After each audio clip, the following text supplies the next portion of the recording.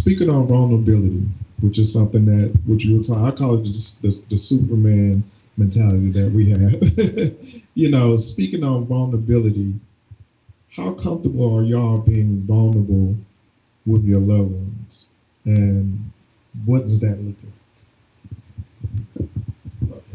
Well, to me, I'll use an example that I was speaking to one of my family members today. I think that at times when we're dealing with somebody, we have to learn that sometimes being right doesn't mean winning the war. You can win the battle without winning the war. So the deal is you have to learn, I use the word discernment in dealing with situations. And so because I'm married, I tell my wife, I said, listen, I don't want you to keep me fluffed up to be like, I'm the man and I said this. I want us to win. So don't let me do something that you know is contrary to our success. Right. So you have to be confident enough to know that you're aligned with the right people so you can make those decisions and you know that they have your best interest. In other words, don't align yourself with a bunch of yes people. Facts.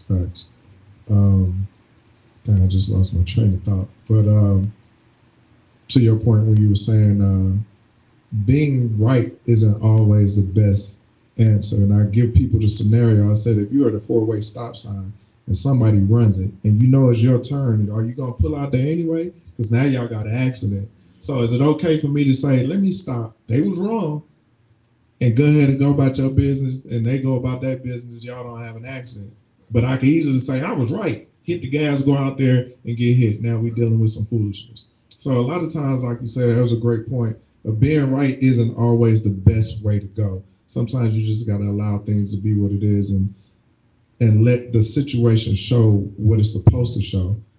And sometimes you just don't have to say something. Like a lot of times I think we don't choose silence enough. We always feel like we have to be heard or we have to be seen or whatever the case may be. And sometimes it's just best to, all right, you got it.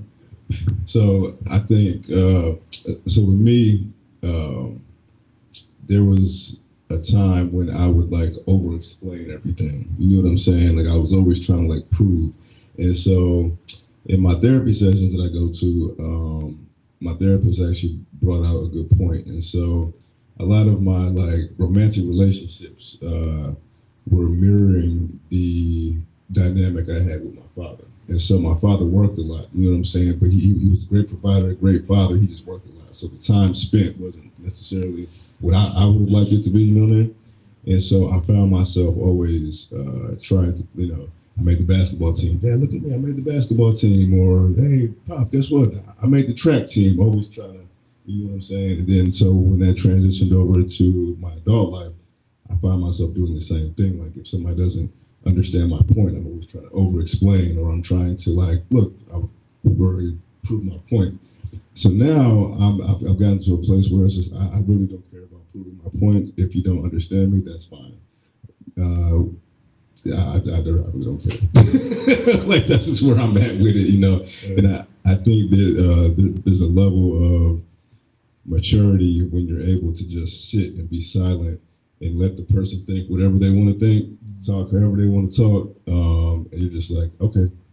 And then I think there's more power in that than over-explaining yourself. Mm-hmm. You know what I'm saying? So. To piggyback off of what you said, both of you said, so I'm in an organization, we talk about having a silent tongue and attentive ear, mm-hmm.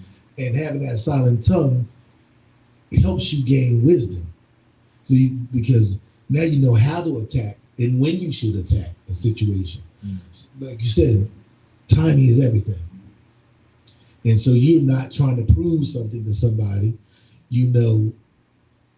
There's a time maybe when you should stand up and be, you need to know this or what have you. But you have to listen to see where their emotional state is. Mm-hmm. Can they deal with this if I say it at this time? If I speak on that. So I think that's important also. Mm-hmm.